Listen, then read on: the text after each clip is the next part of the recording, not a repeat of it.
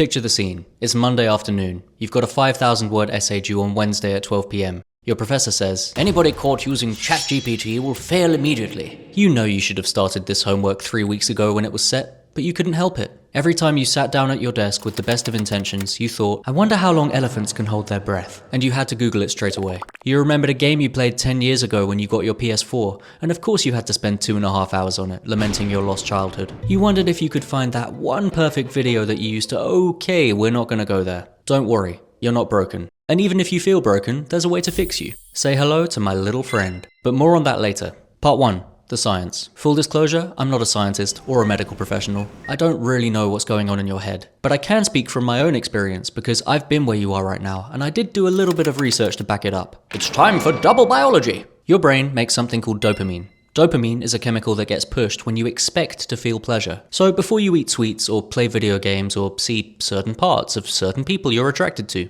chances are you get a rush of dopamine. When you get the reward, for example, eating the sweets, your brain reacts in one of 3 ways. Number 1, if the sweets taste better than you expected, that's a positive reward prediction error. The word error doesn't mean something went wrong. It just describes the difference between how you thought the sweets would taste and how they really taste. In this case, you learned something new. You had a better sweet eating experience than you thought you would, so you're likely to eat the same kind of sweet again. Number 2, if the sweets just taste how you thought they would taste, no better or no worse, that's a reward prediction error, or RPE, of 0. You haven't learned anything new, and you won't change your behavior based on the experience. Number 3, if the sweets taste worse than you expected, that's a negative RPE. This makes you more likely to avoid that type of sweet the next time you're craving candy.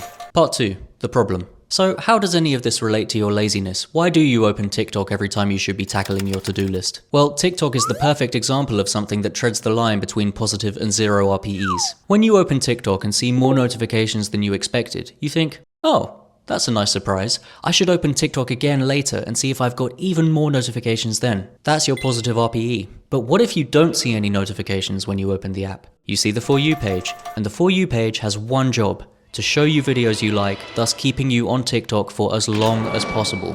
A habit is a behavior repeated as a result of experience. Your experience, watching videos on TikTok, has been good enough times to form a habit. And it's probably a habit with a 0 RPE, because how often do you see a video on TikTok that really blows your mind? It doesn't have to. It just has to be the same old slop you've come to know and love. Part 3. The solution. So how do we break a bad habit like this and replace it with something good? It starts with your attention span. We've got to fix it. And that's where this comes in. I have here a timer with 4 different settings: 5 minutes, 25 minutes, 40 minutes, and 90 minutes. You can find something like this on Amazon.com. Just search Cube Timer. And yeah, you could use your phone, but you can't be trusted with your phone right now, so we have to use something else. Step 1, 5 minutes. Let's start small with a 5-minute timer. You're going to take a task you've been putting off, like replying to your landlord about that leak or folding that pile of laundry on your chair, and give yourself 5 minutes to do it. At this stage, it doesn't matter whether or not you finish the thing. What matters is that while the timer is on, you do that thing and only that thing. And if you can't do that thing, just do nothing. Sit there with your discomfort instead of reaching for your pacifier.